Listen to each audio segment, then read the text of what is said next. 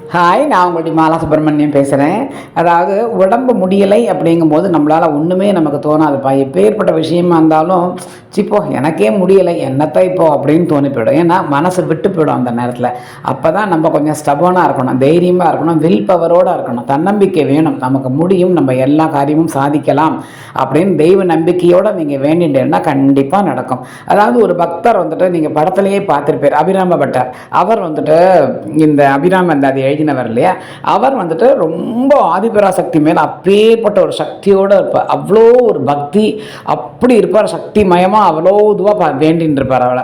அப்போ வந்துட்டு அந்த ஒரு நாட்டு ராஜா வந்து அவர்கிட்ட என்ன கேட்குறாருனாக்க, இன்னைக்கு என்ன திதி அப்படின்னு கேட்குறார். அவர் பராசக்தியோட அழகை ரசிச்சுட்டு இருந்ததுனால இன்னைக்கு பௌர்ணமி, அந்த அழகில் அப்படி சொல்லிடுறார் அவர். அன்னைக்கு ஆனால் அமாவாசை, இன்னைக்கு அமாவாசை திதி, இன்னைக்கு எப்படி இது நிலா உதிக்கும் அப்படின்னு கேட்டனா உதிக்கும்டா போடா அப்படின்றவர். ஏன்னா அவர் வந்துட்டு இவருடைய அழகில் லயிச்சு இவளை ரசித்து பாடிக்கிட்டு இருக்கார். அப்போ அந்த அவர் கேட்ட உடனே இவருக்கு கோபம் வந்துவிடுது. ராஜா உடனே ராத்திரி இவரை 6 மணிக்கு நீ சொல்கிற மாதிரி பௌர்ணமி நிலவு வரலைன்னா உன்னை நெருப்பில் போட்டுருவேன்னு சொல்லி இந்த மாதிரி இதில் கட்டி இந்த இடத்துல தொங்க விட்டுறார். அப்போ அவர் ஒரு ஸ்லோகம் சொல்கிறார். அந்த ஸ்லோகம் சொன்ன உடனே, அதாவது இறப்பின் உச்சிக்கு அவர் பேடுறார். அவ்வளோதான், இன்றைக்கி நமக்கு சாவு நிச்சயம் அப்படிங்கிற மாதிரி, நெருப்பால் தான் நமக்கு சாவு, நம்மளை தூக்கி நெருப்பில் போட்டுற போகிறா அப்படிங்கிற இதில் வந்துட்டு அத்தனை காவலாளிகள் இருக்கிறா. அவளை நெருப்பில் கட்டி தொங்க விட்டுருக்கா. கீழே நெருப்பு எரியிறது, மேலே விட்டுருக்கா. இந்த டயத்துக்குள்ளே உனக்கு வரலைன்னா அந்த கயத்தை அறுத்துருவேன், நீங்கள் நெருப்பில் விழுந்துருவேன் அப்படின்னு சொல்லிடுறா அவர்கிட்ட. அப்போ தான் அந்த பாட்டை ஸ்லோகத்தை சொல்கிறார் அவர். அந்த ஸ்லோகத்தை இப்போ நான் சொல்கிறேன். அப்போ அவள் என்ன பண்ணுறா, அம்பாள் என்ன பண்ணுறான்னாக்க, அமாவாசையை பௌர்ணமியாக கொண்டு வந்து நிலவை அழகாக வந்து உதிச்சிடுறது அப்படியே. அதாவது தன்னுடைய காது தோட்ட கழட்டி அப்படி வீசறா, அது அப்படியே நிலவாக வந்து நின்றுறது. எல்லாரும் அப்படியே ஆடி போய்டுறா.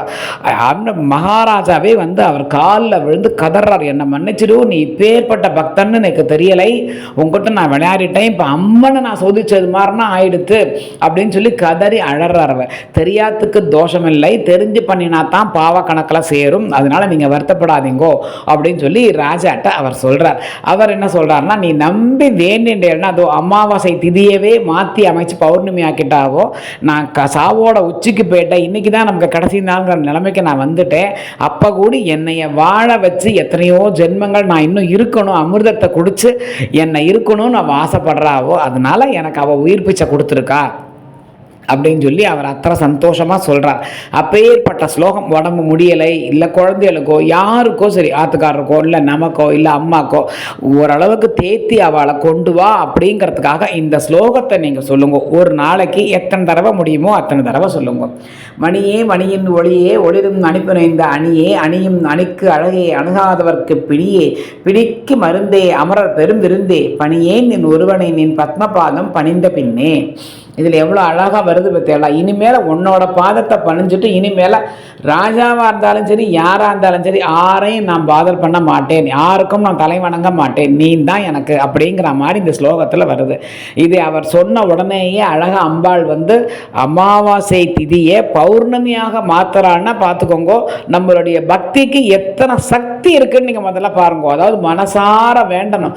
நம்மளை போட்டு போகிறோம் போடா அப்படின்ட்டு அவன் உட்காந்துட்டான்னா நடக்காது. அவர் வந்துட்டு என்னை நீ காப்பாற்றுவேங்கிற நம்பிக்கை இருக்குது, ஒன்னால தான் நான் சொன்ன நிலவு இன்னைக்கு வரும்னுட்டு, அது என்னம்மா வராமல் நீ வைப்பாய் அப்படின்னு தெய்வத்துக்கிட்ட போராடி மன்றாடி அவர் நிலவை வரவழைச்சுட்டா.